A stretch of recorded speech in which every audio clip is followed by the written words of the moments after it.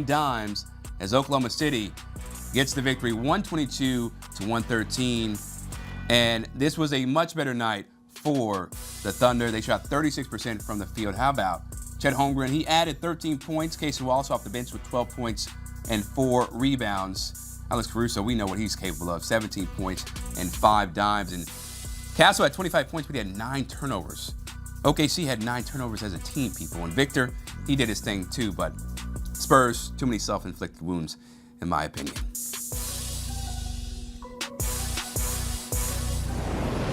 Time now to welcome in CBS Sports NBA analyst John Gonzalez and NBA champion and former NBA Coach of the Year Avery Johnson. And y'all, the Spurs shot better from the field, better from 3, and out-rebounded OKC in this game. And yet, the Thunder pulled off the electric victory. How did they regain their willpower and confidence to tie the series at 1, John? Yeah, I mean, Oklahoma City played better all the way around, right? SGA was much better to start this game 1. He had a slow start.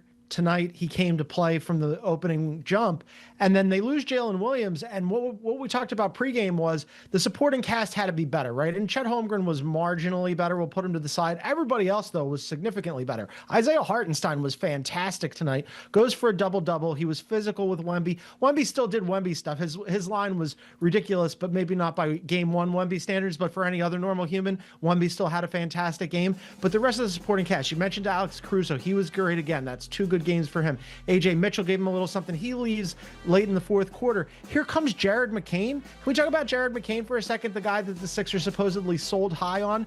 In game 2 of the Western Conference Finals that the defending champions absolutely had to have, Jared McCain took the 2nd most shots behind only SGA. That's the depth that the Thunder are known for. It's the reason why they were the 1 seed. It's the reason why they won tonight. That's why they were so good. Just because they can throw so many different guys at you. We haven't even gotten to Lou Dort and Kason Wallace playing fantastic defense. So in a night when Oklahoma City absolutely could not afford to lose a 2nd straight game at home to start this series, they all answered the bell. Really good effort from the Thunder tonight.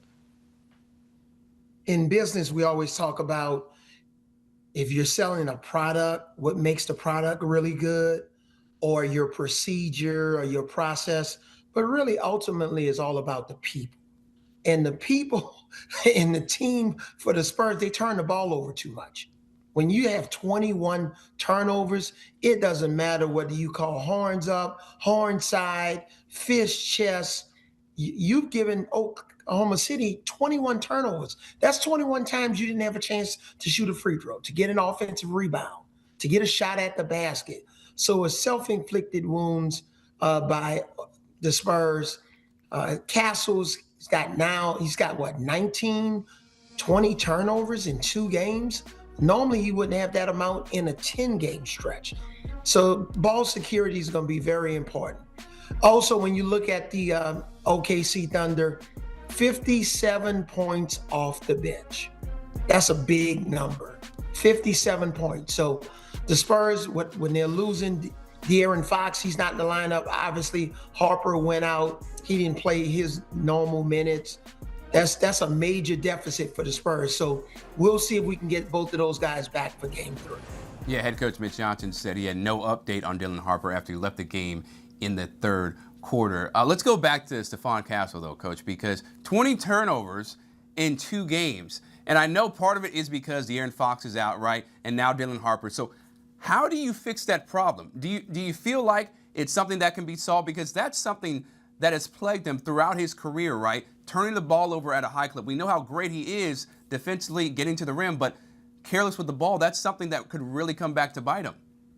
I'm telling him those 10 times that he's thinking about passing the ball, shoot the ball 7 of those 10.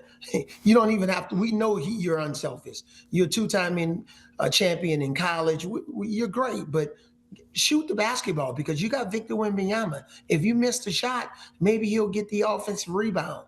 Hartenstein was terrific on the offensive glass for OKC tonight. So in those situations, you don't have to be unselfish. He was trying to make plays that weren't there, trying to throw his teammates open. You're not an NFL quarterback. Just shoot the basketball. And if he could do those things, simplify the game. The rest of his game is pretty good. He's scoring the ball at a high level, but add 5, 6, 7 more field goal attempts to your game rather than trying to make those unnecessary plays, which the byproduct of that is he's turning the ball over.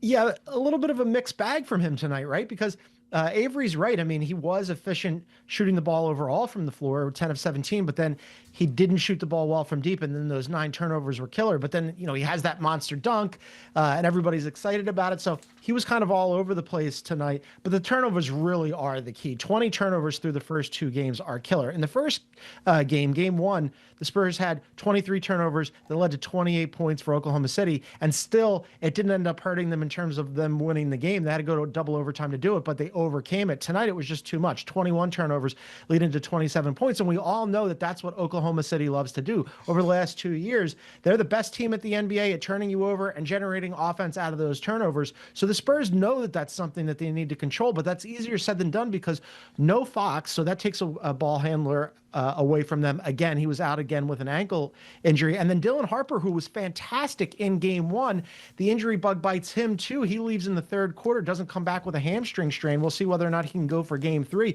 But they're asking Stephon Castle to do so much. And he's been fantastic overall in his career, and especially in this season. He has really taken a step forward. He gives them so much energy. He gives them a lot at the defensive end. He's athletic. He can score the ball, as Avery said, but the turnovers were killer tonight, and he absolutely has to get that under control as the series goes back for game 3 in San Antonio. Otherwise, you're just really setting up Oklahoma City and playing into their hands. That's how they like to play basketball. So that's something that the Spurs have to look at for the next game for sure. And there's no guarantee, right, that they're going to have Dylan Harper or De'Aaron Fox. I thought there was a chance that De'Aaron Fox was going to play in this game too. Of course, he sat out for the second straight game. For OKC, Jalen Williams, he goes out right after halftime, or during halftime, I should say, doesn't come back for the second half. When you think about the players on the court right now and who OKC doesn't have compared to who San Antonio doesn't have, Coach, who is going to impact, who's going to be impacted more if we don't see those 3 players in Dylan Harper, right?